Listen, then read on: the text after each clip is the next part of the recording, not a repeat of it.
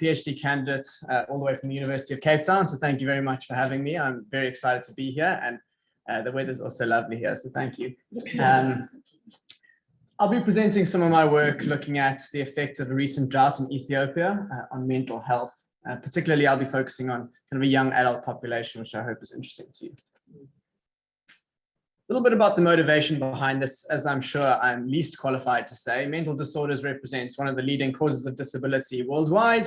And from what I can understand, depression and anxiety globally seem to affect roughly 3 to 4% of the population at any given time, and are the most common mental illnesses.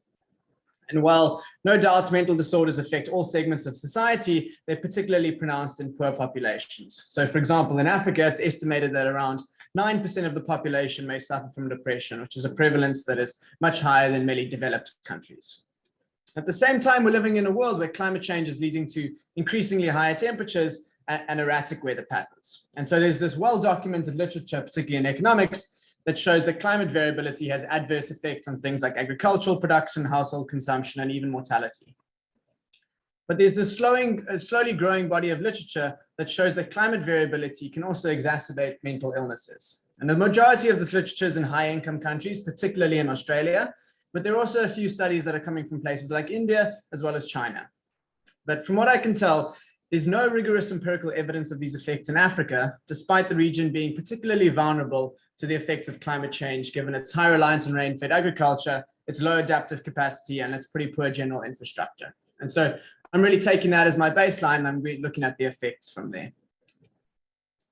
I'd like John to give you an overview first in case I run out of time. So what I do is I examine the effects of exposure to a 2021 drought in Ethiopia on the anxiety and depression levels of young adults in the country.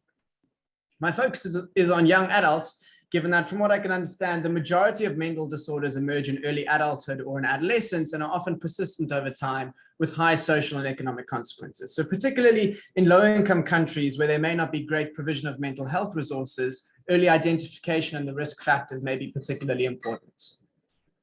As you can see, I find that exposure to rainfall below its long-run average levels in 2021 leads to a significant increase in the probability of young adults experiencing symptoms consistent with either mild anxiety or depression. And I find these results not only statistically significant, but they also seem to be economically meaningful as well. Looking at drought intensity, I find that the effect on depression is driven by those who were severely exposed to the drought, but that both mild and severe exposure have a significant negative effect on symptoms of anxiety. For both mental disorders, these effects seem to be driven by individuals who are living in rural areas. And for depression, the effect seems to be particularly pronounced among those who were working in agriculture just before the drought and those who actually grew up in the poorest households in early childhood. Applying a very simple mediation analysis, I find that changes in perceived household poverty, physical illness, and the experience of inflation explain around half of my observed effects. So to give you some country context, again, I'm not actually an Ethiopian expert, I am from South Africa, but from what I can understand, Ethiopia is a country that's been plagued by a history of drought. So as I put on the screen over there, between 1980 and 2004, the country experienced roughly 16 extreme weather events. And there's a climate literature that's showing, unfortunately, these extreme weather events and in particular droughts are becoming more common over time. This is concerning given that 80% of the Ethiopian population is estimated to live in rural areas and rely on rain-fed agriculture kind of for its livelihood. Additionally, we're in a situation where, like many low and middle-income countries, mental disorders simply haven't been adequately studied, and individuals who suffer from mental disorders still face considerable social stigma.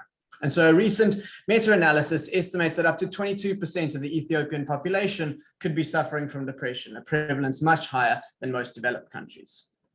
Despite this, the provision of mental health services is extremely low in the country. So the Ministry of Health has recently reported that there are only 46 practicing clinical psychologists in the country. That's kind of the background to my question. The event that I'll be focusing on then is that in 2021, Ethiopia once again, unfortunately, experienced a prolonged drought after both rainy seasons failed in the year. And it's estimated to have affected around 6.8 million people, or just over 6% of the population of the year.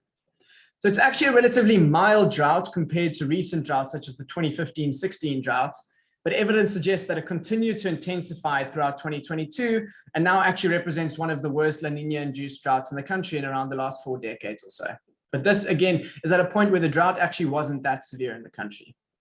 And as I put in the bottom of the screen over here, there's descriptive evidence that's coming out that's shown that the drought has had some sort of potential effect on livelihoods, potentially through livestock, and also potentially on the kind of the experience of children's waterborne diseases in the country.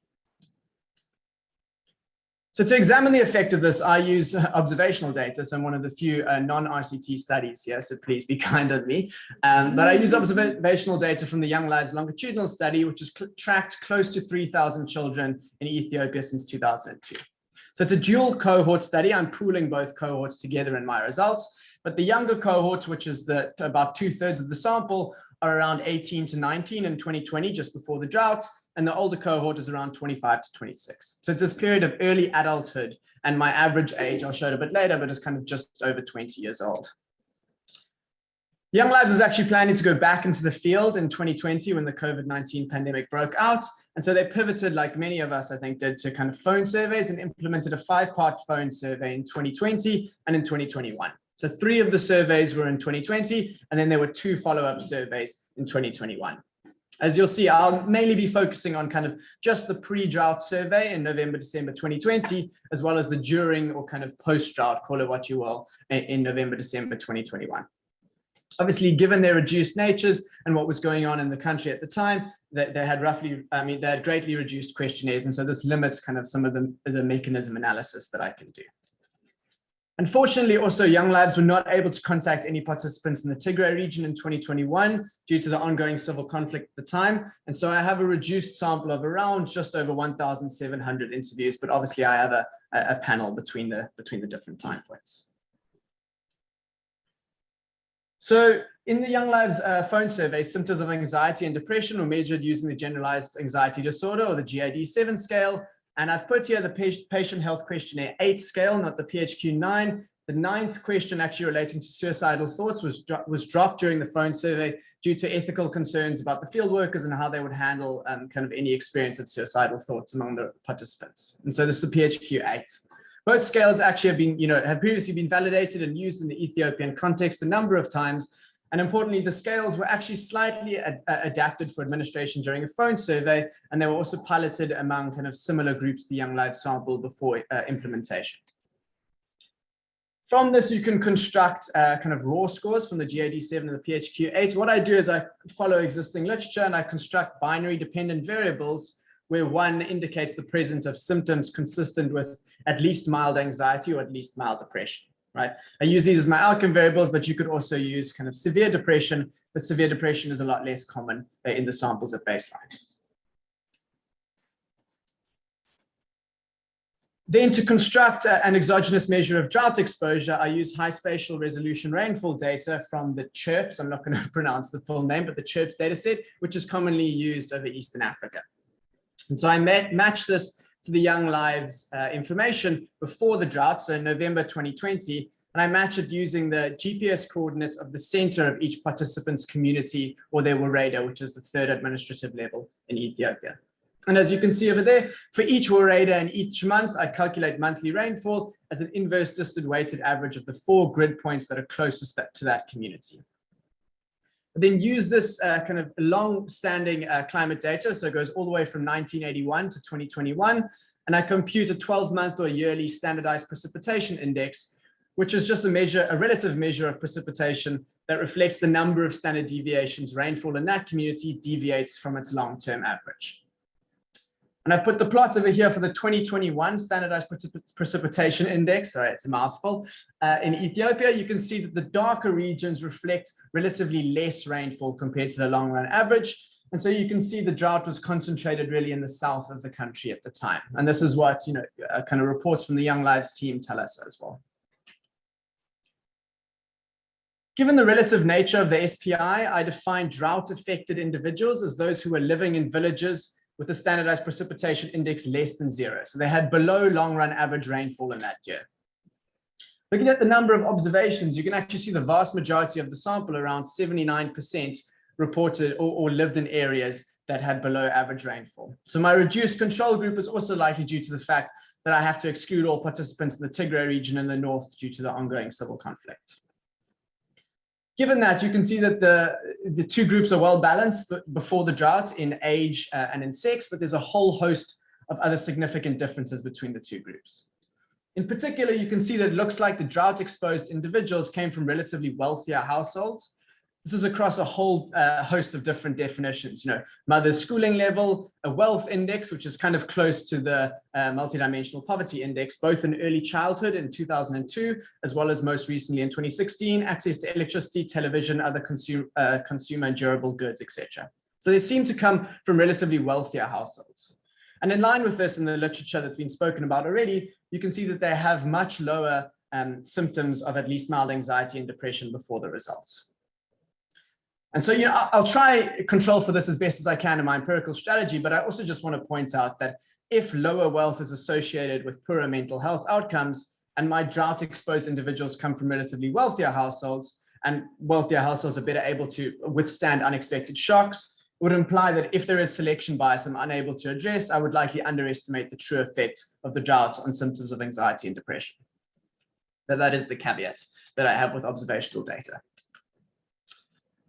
Because I have time and geographic variation, I test the effect of the drought on mental health using the canonical difference of difference or two-way fixed effect specification. So I'm sure many of you are familiar with it.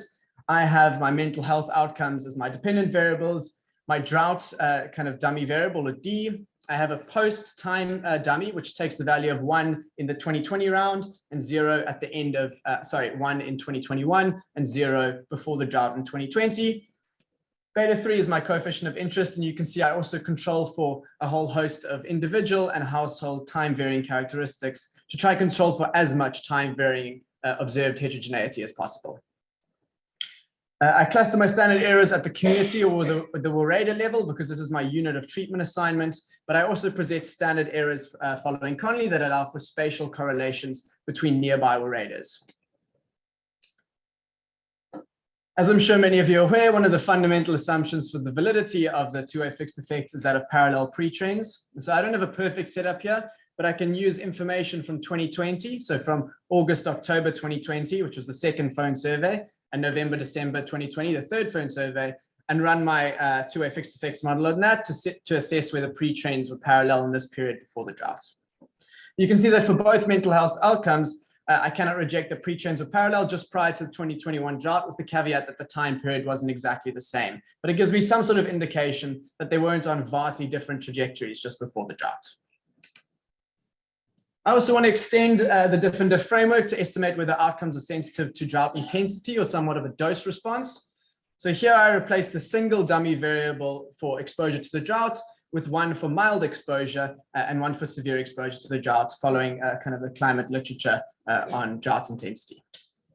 And lastly, I just want to quantify whether individuals with certain time invariant characteristics are more or less vulnerable to the drought. And so you can see I estimate a triple interaction model over there, where I is kind of the characteristic of interest of the participants. And as I spoke to earlier on, I'm interested in seeing whether the effects differ according to location, so urban versus rural, according to agricultural work just before the drought, as well as the kind of childhood wealth in the household that the individual grew up in. Great, so that's a long preamble, but finally getting to some results. You can see that I find that exposure to the 2021 drought in Ethiopia leads to a significant increase in the proportion of young adults who are experiencing symptoms consistent with at least mild anxiety and at least mild depression. So it's around 11.5 percentage point increase for anxiety and around 9.8 percentage points for depression. These seem to be robust to however I use my standard errors, and comparing them to the kind of average prevalence in the sample before the drought, the effects seem to be relatively large as well. So it's around a 63 or 55% increase relative to the average prevalence for anxiety and depression, and relative to the control group mean, it's around a third or 33 around their percent increase. They seem to be relatively large effect sizes as well. Looking at heterogeneity by drought intensity, I find that both mild and severe exposure have a negative harmful effect on symptoms of anxiety. And you can see point estimates here are actually relatively similar, and I fail to reject that the point estimates are significantly different from one another. But if we look at least mild depression, I find that the results are entirely being driven by individuals who were severely exposed to the drought. Among those who were just mildly exposed, which is actually the relatively larger group among the drought exposed individuals, there's no significant effect of exposure to the drought on depression levels. And this seems to follow what I understand the literature saying, that at least in the short term, anxiety seems to be more malleable than depression to kind of unexpected, but potentially not that intense shocks. Looking at heterogeneity by socio-demographics, I find, in line with existing literature in high-income countries, as well as in India and China, that the effects are much more pronounced among individuals who are living in rural areas. And in fact, estimating the different frameworks separately by location, I find the results are only significant among individuals who were in rural areas before the drought. Among those in urban areas, there's no significant effect of drought exposure on either anxiety or depression. There's no significant effect according to agricultural work for anxiety. It seems to be more common amongst kind of everyone in the sample who was exposed. But for depression, you can see that those who were in agricultural work before the drought seem to be significantly more affected by the drought on their levels of at least mild depression. And these wealth quartiles over here, this is showing the Young Lives Wealth Index, which, as I said, is kind of a deprivation index of things such as access to kind of roofs, sanitation, high quality water. It's like a multidimensional poverty index. And this is showing, according to the early life, the wealth quartiles of this index. So this is when individuals, the younger cohort were around 1 year old, older cohort were around 7. So let's an average of about 3 or 4 in the sample. And you can see that particularly for depression, it seems as though individuals who grew up in the poorest households in early childhood seem to have the largest effects of the drought on their depression levels. And this is particularly kind of striking if we look at the differences between the top wealth quartile and the omitted category, which is obviously the bottom wealth quartile. Estimating the results separately, according to early childhood wealth quartiles, I find the results are only significant for individuals in the bottom wealth quartile, actually, for depression. This provides some sort of suggestive evidence to me that climate variability and rainfall fluctuations in the country may be exacerbating early life deprivations and existing inequalities. And so this can have long-lasting implications, particularly if enhanced depression levels in early adulthood lead to adverse later life labor market and economic outcomes, as John just convinced me in his previous presentation. Cool, so I'll skip through this relatively quickly, just the robustness, but as I'm sure many of you, particularly the economists, are aware, there's burgeoning literature showing why two-way fixed effects are problematic and are biased. The one that's particularly relevant for me is that the incorporation of the kind of time-varying controls has strict homogeneity assumptions. And so Santana and Zhao propose a doubly robust diff and diff estimator, which essentially uses pre-treatment covariates to model a propensity score and then combines this with a conditional outcome regression model. And given that I have a whole host of systematic differences between my two groups, I wanted to see whether my results are robust to using this and including more pre-treatment outcome variables in my estimation of the propensity score. I find that both results are robust to using this doubly robust estimation, and that if anything, my point estimates look slightly larger here, suggesting that my main results, if they are biased, may be underestimating the true effect of the drought on anxiety and depression.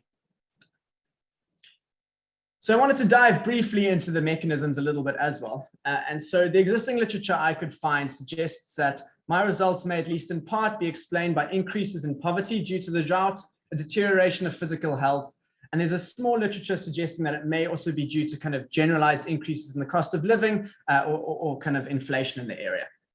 And so to investigate the importance of these mechanisms, I ran a simple mediation analysis to try to do so.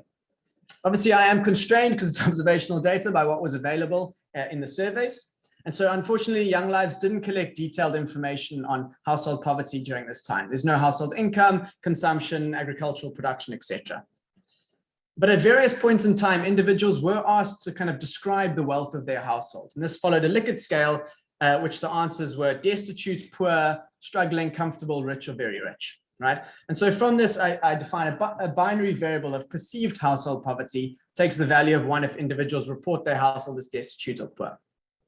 And a lot of the literature by people in the room over here shows that this follows an increasing body of evidence that just the perception of poverty itself, along with the associated worries and uncertainties, can enact a psychological toll and can affect mental health.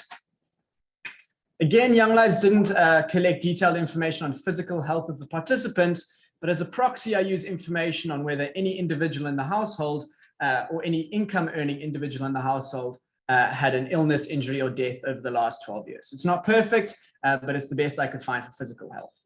And for inflation, I create a binary variable, takes the value of 1 if the household experienced an increase in the major price of food items consumed or household or kind of business or farming inputs. And so I use these as my 3 observed mediators in the mediation analysis. Empirical strategy follows 2 very simple steps. I won't go into it too much, but in the first step, you augment the primary specification by adding in the set of observed mediators to get a sense of the effect of the drought on mental health, controlling for any effects the mediators may have.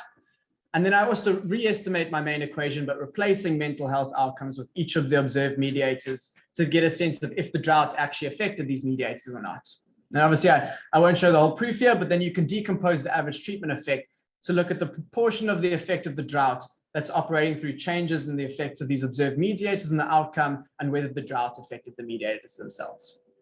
And to control for the issue, the potential issue of multiple hypothesis testing, in the next slide, I report sharpened Q values in little curly brackets.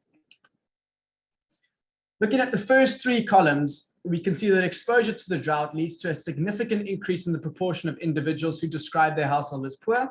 It leads to an increase in the experience of physical illness, injury, or death in the household, as well as the experience of inflation.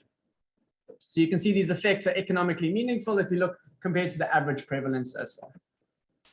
Looking in columns 4 and 5, you can see drought is still a significant predictor when controlling for these mediators, but the point estimates are much lower and are less significant. Whoops, didn't mean to do that.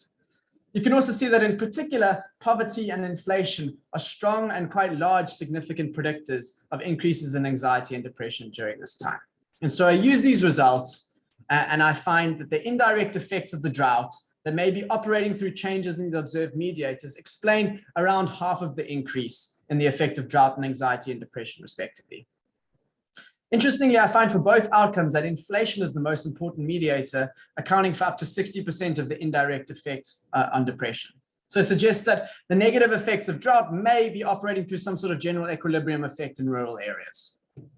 I also find changes in perceived poverty, though, are relatively important, explain close to 40% of the indirect effect on anxiety, but that changes in physical illness contribute relatively little. Great. I will wrap up here, but I'll leave the conclusions on the slide in case you want to read them. Thanks so much.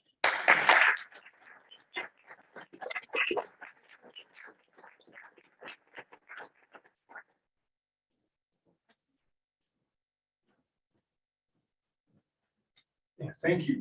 Great presentation.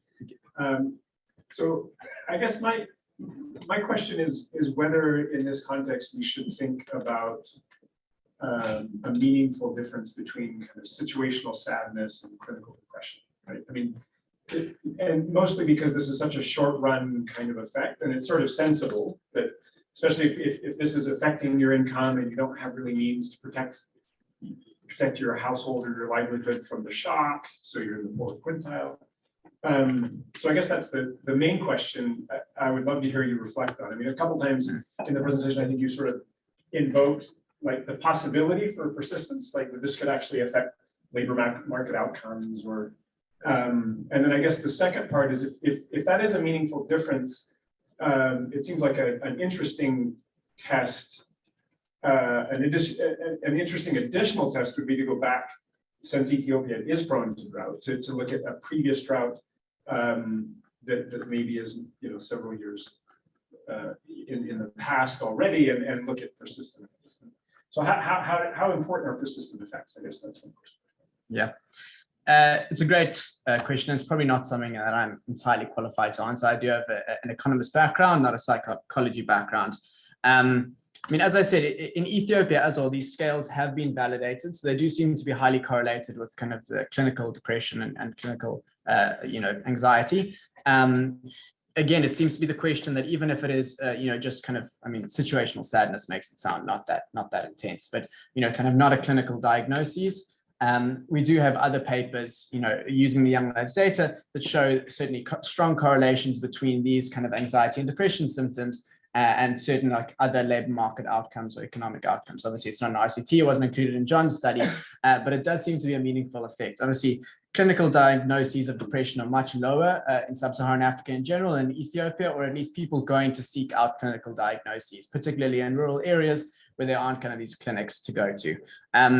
So, I mean, I would argue that it's still meaningful, even if it's not a clinical diagnosis. Whether it has the same as strong effects on labor market outcomes is something, we'll have to wait and see. In terms of the persistence of the effects, I mean, it's a great question, and it's something I'd love to look at. We really are, from what I can tell, are limited by the availability of data. So, for example, Young Lives only started collecting anxiety and depression symptoms during this time. There was, as I said, quite a strong drought in Ethiopia in 2015-16, but there's very little evidence on kind of mental health outcomes in the time during that period. And so we're not able. Young Lives is going to track these children. They're actually planning to go into a 7th in-person round in Ethiopia end of this year and next year. So then we could do more follow-up studies to see if these effects persist over time. But the availability of mental health data in sub-Saharan Africa is something that really constrains what we can look at so far. But thanks, it's a great point. I was admittedly taking a note whenever you were talking about the mediation analysis, so I got a little bit confused. Were you doing an instrumental variable technique in order to do this mediation analysis? No. Or no, okay. No, it's kind of a simple interaction between the coefficients of the different regressions. So it's mediating the effect that the drought has on the mediation or the mediators with the effect then that the mediators have on the outcome. I mean, I can send you the actual kind of proof, whatever, if you want, but no, it's not actually an IV approach. Gotcha. Because I was just thinking, like, rain is really random, so this might be a good opportunity to do an IV. Yeah. Yeah, it is. I mean, there's a big pushback in the economics literature on the usefulness of rain as an IV and kind of its exogeneity to other outcomes. So my study, I think, is actually pushing back on that even further because people use kind of rain as an IV for various other outcomes and assumes it's kind of its only channel is through X. And I'm saying, well, it probably has mental health effects as well. So it's not that exogenous to other outcomes. Certainly the exogeneity of the rain itself is something. This is actually the first time I'm presenting it, so I'd be really interested to hear what people think about the mediation analysis. Obviously, feel free to chat to me afterwards, because if I can use something more robust like an IV strategy, then I'm obviously very willing to do so. Yeah. Thanks. We have time for one more question, then we'll do the group discussion anyway. So.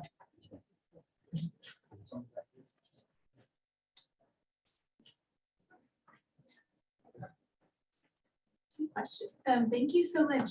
I was just wondering if you have or could look at heterogeneity by like drought prevention measures or response by the government, or like access to social programs. Because that would again kind of help convince that if you think about coping with drought or the effects of drought, you saw different effects there. So, I mean, it's a great question. I'd love to. I'm struggling to find evidence on that. I mean, most of the social protection in the time and the humanitarian aid that was going into the country during this time was actually in the north due to the civil war that was going on in Tigray. So there wasn't too much humanitarian aid kind of flowing into the south for the drought. There are pre-existing, kind of cash transfers like the Productive Safety Net program in Ethiopia.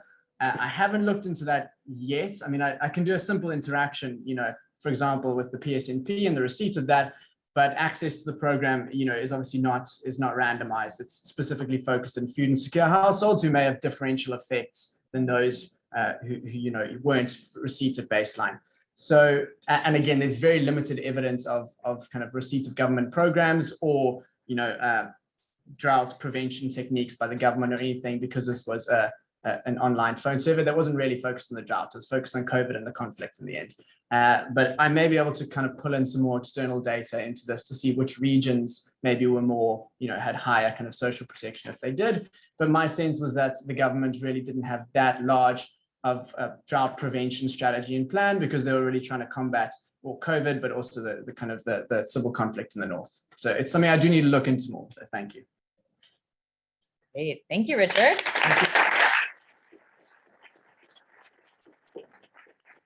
So now we'll bring up our presenters for the panel. Richard, you can stay. Oh, sure, absolutely. Our panel right now will be moderated by Gautam Rao, who's an associate professor at Harvard University.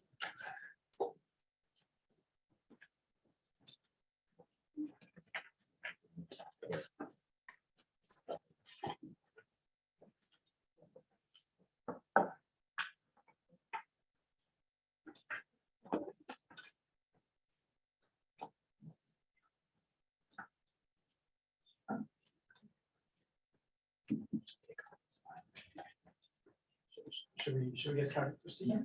Yeah, thank you. Hi, everyone. Lovely to see you here, and thanks to the speakers for terrific presentations. For me, it's just really exciting to see actually,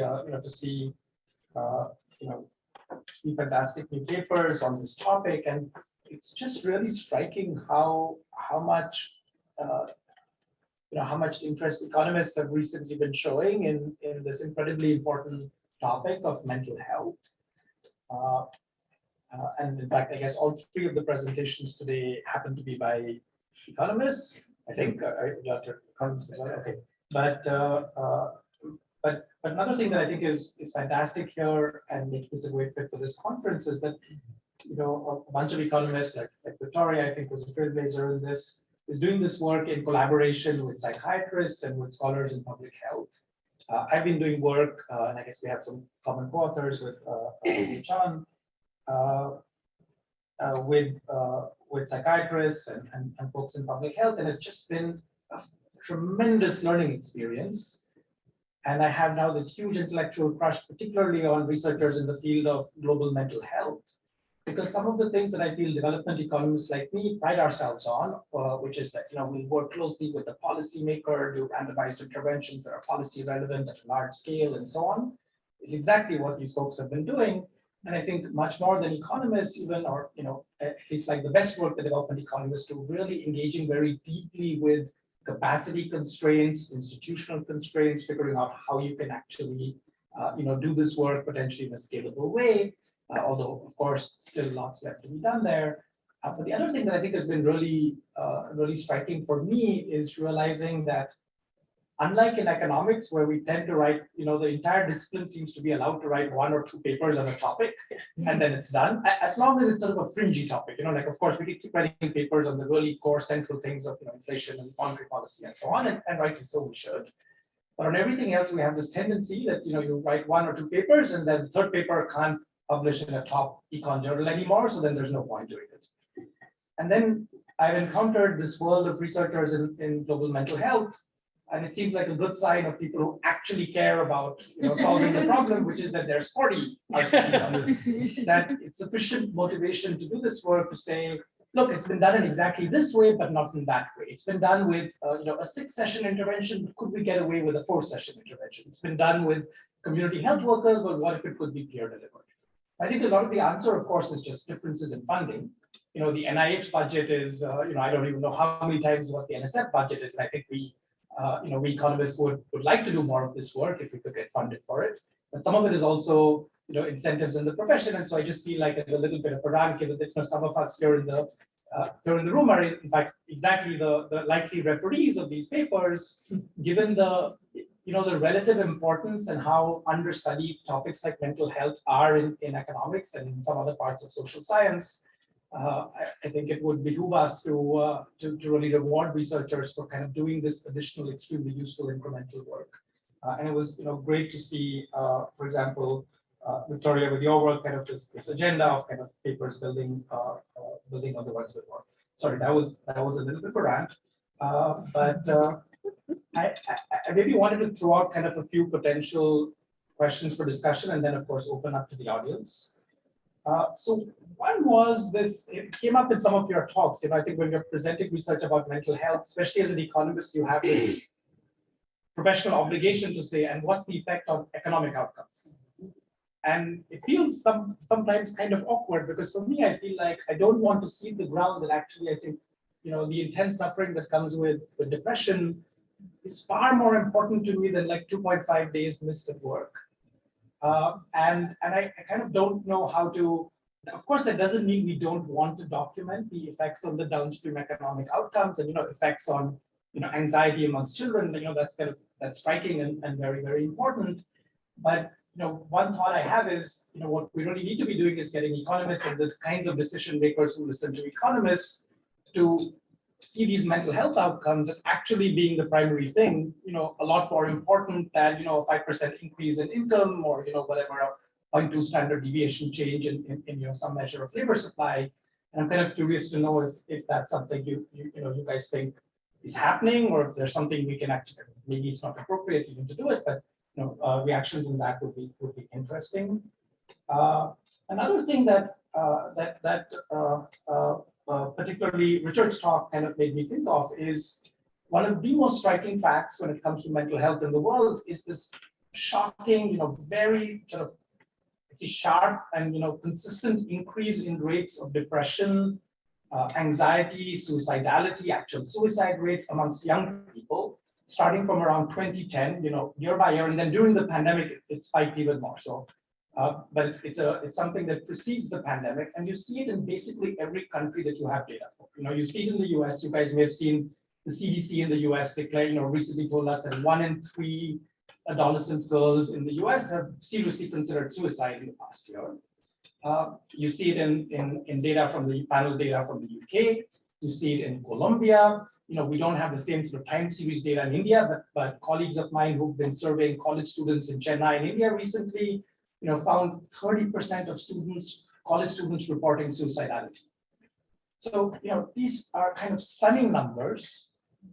And again, curious to know if you guys think, if this seems like it's an area of focus, because a lot of the existing work has been much more, focusing on mothers, totally important, focusing on adults. And so kind of what's different potentially about young people, and what could be going on, and how is it that it's happening in India and in the US, in approximately the same way. So I guess those seem like 2 questions to start up with, and then maybe we can open up to the audience. If you guys don't have questions, I have more. Everyone wants to go. All right, cool. Oh, yeah, okay. Thanks, Gautam. I think, you made up some really important points about studying a bit more in the interventions. And just to answer, okay, first maybe go to the answer of your question, or at least some suggested solution, right? I think the discussion has been primarily around the introduction of social media as the driving force of the sort of decline in mental well-being among adolescents. I think that's probably likely to be what's happening also. I mean, I don't know, but likely to be what's happening also in Indian college campuses. And I think those students also have access to social media. But I guess what's really interesting is that a lot of the world is connected now, but then a lot of our samples in developing countries are, sort of rural adolescents who might not actually be on social media. And so then there might be potential to actually study this more deeply now rather than just wait, because soon everyone will be on social media and it'll be kind of, it'll be harder. I guess we'll have to do the studies where we pull people off of social media, like the Insta work, but I'm suspecting that that's part of it, and something that's going to be pervasive and a problem going forward. But I don't know, you guys have some other thoughts? In your mouth.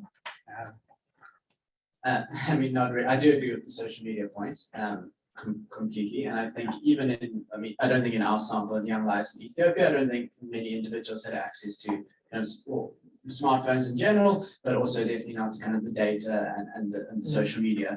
I do think that, it's an extremely challenging period of time, kind of both physically during adolescence when you're going through puberty, but also in early adulthood, as I was trying to point out, when you're kind of establishing yourself as this independent actor in society.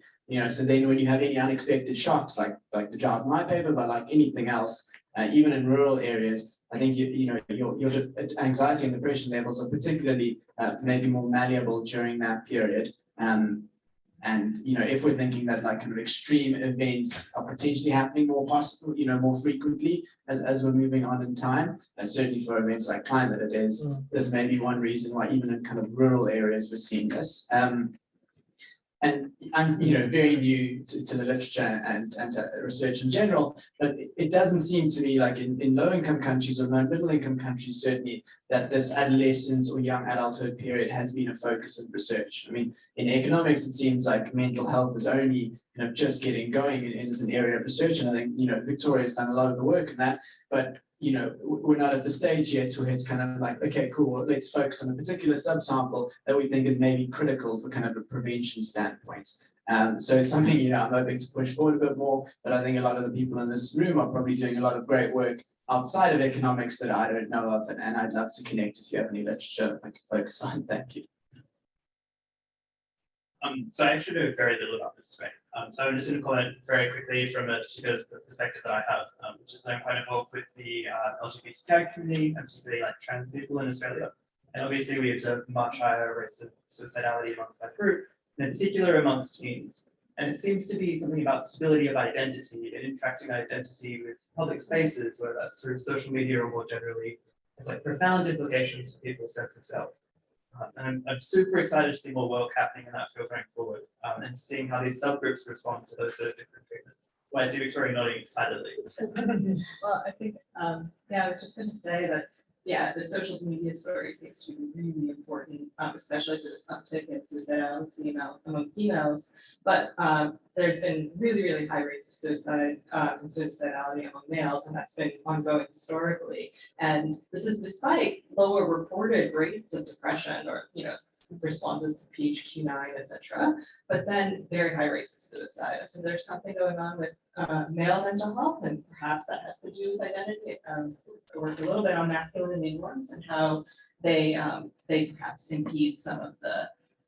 So maybe there's sort of conflict of identity. There's also the sort of masculinity norms that might make it difficult to share emotions and cope with difficult mental states that make it such that men don't sort of acknowledge that they're having problems, and then all of a sudden they commit suicide. And so, yeah, all of these sort of, I think that this is a really interesting, really excited to talk to you more about that aspect of it, because I think that's where a lot of my research is going, actually, is about men. And so, so that's kind of going kind of sideways, but. So wanted to open up to the audience, not just for questions, but also for reactions, thoughts on kind of the things we've just been talking about.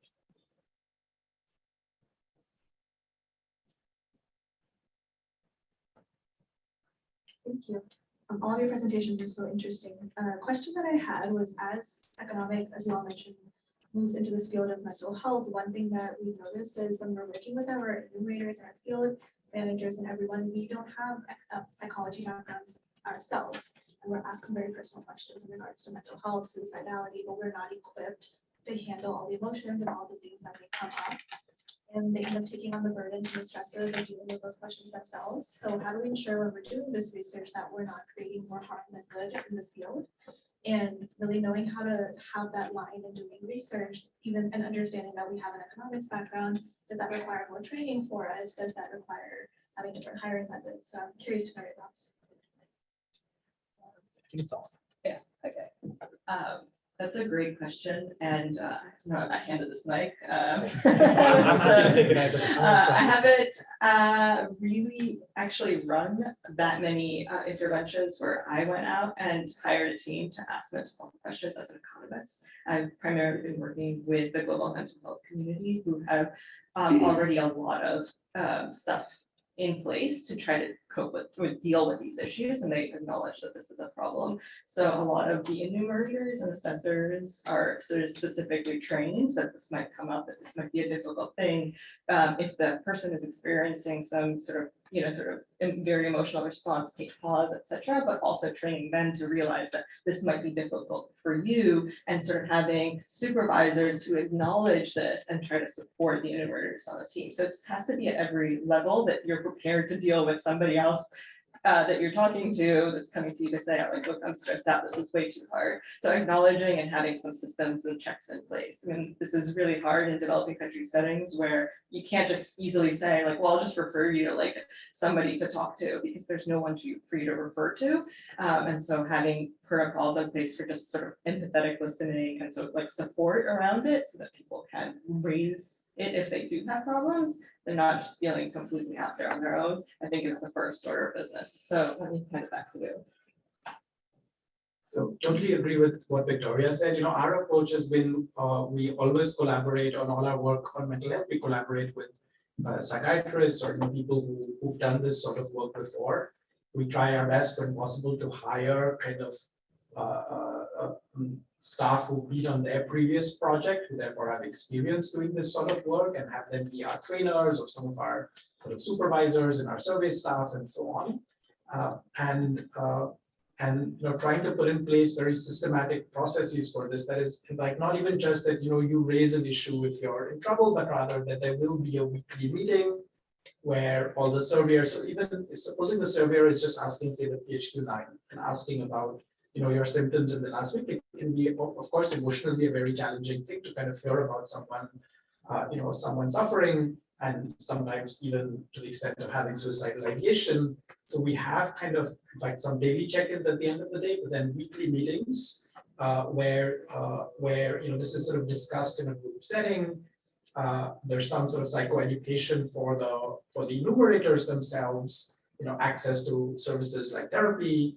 And I should say the game plan for these things. So another thing that I'm extremely impressed by and really want us as economists to do more of what our colleagues in global mental health do, is they document kind of every step of the process of the research in sort of separate little papers, right? So in economics, we write our papers are like novella length, but even then, like 6-7 years of work in a trial can't fit, because then you have page limits, and even though our pages our papers seem very long to other scientists, there's so much detail we don't put in, right? So whereas if you're going and trying to understand what our psychiatrist colleagues did while developing PHP intervention or the healthy activity program that we've been studying, you have little papers would say, here's how the focus group process. We started with focus groups. Here's how the little pilot we ran with.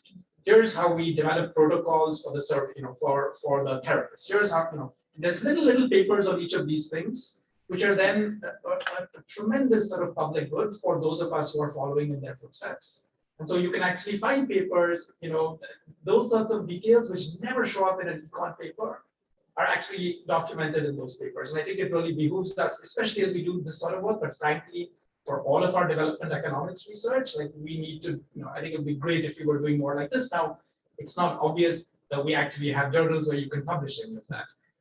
So, that's, I guess, a bit of the problem. But again, that's something, I think we can all work on.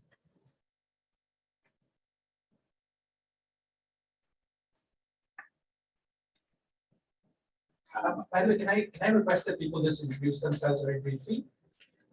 My name is Mintadas. I work with the World Bank and Innovation Lab for Africa and Foundation for Poverty Action. And you had mentioned the trouble with having outcomes that are focused on mental health rather than economic outcomes. And I just wanted to really confirm what you're saying. We've been doing some research ourselves on socio-emotional skills and their impact on women's economic empowerment. But we have included some easy to include skills for mental health, but when we're talking about how we're going to disseminate these to the TTLs, the task team leads at the World Bank that really expand these policies, the bottom line that they want to hear is really focused on this intervention. It has this much correlation or impact on earnings. Very simply, no caveats. Like you can't add all the research jargon that we all want to add. So I think that that's something we're trying to push back on a little bit, like at least adding 1 or 2 more lines related to mental health or socio-emotional skills. But I just wanted to echo that that's a huge challenge.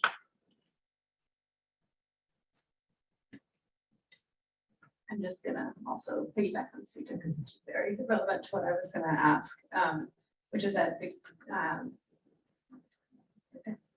Juliana Schroeder at Haas, she has found that in the US, that among unhoused populations, they rate psychological needs as similar to material needs, like for food and shelter. So it's kind of turning Maslow. She has this paper on like turning Maslow's hierarchy on its head, and finds that donors, so that's in the Bay Area, and that donors kind of, they think that unhoused populations are going to rate material needs higher. So I thought that was a really excellent paper, a way to prove that point, possibly to policymakers, just collective preferences of people. And yeah, so I'm wondering if there has been any research on that, collective preferences. And then she also shows that people prefer well-being programs equally to programs that serve material needs. So I just thought that could be a method for.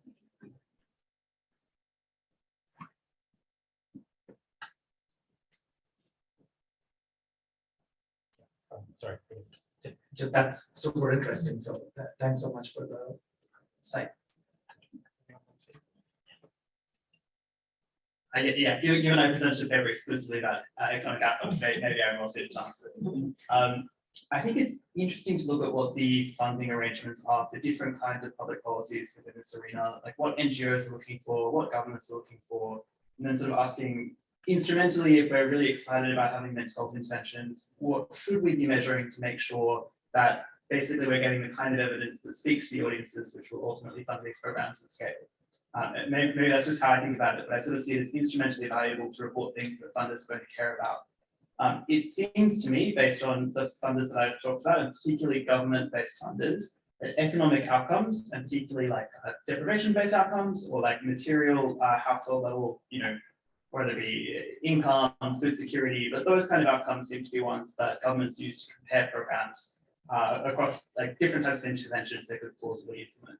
So I think it is really helpful to have data answering that sort of very specific question about those economic outcomes, because it helps us to, speak to the utility function of those governments and to other potential funders in that space.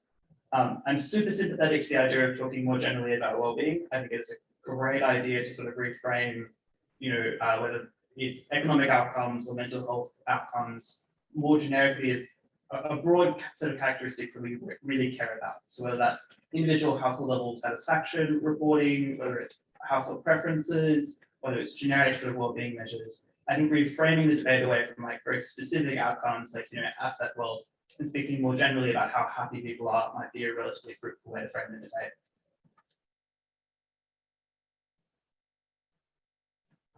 Okay, so I think we're out of time. Thanks so much for your attention, and I apologize for monopolizing the question asked and ranting.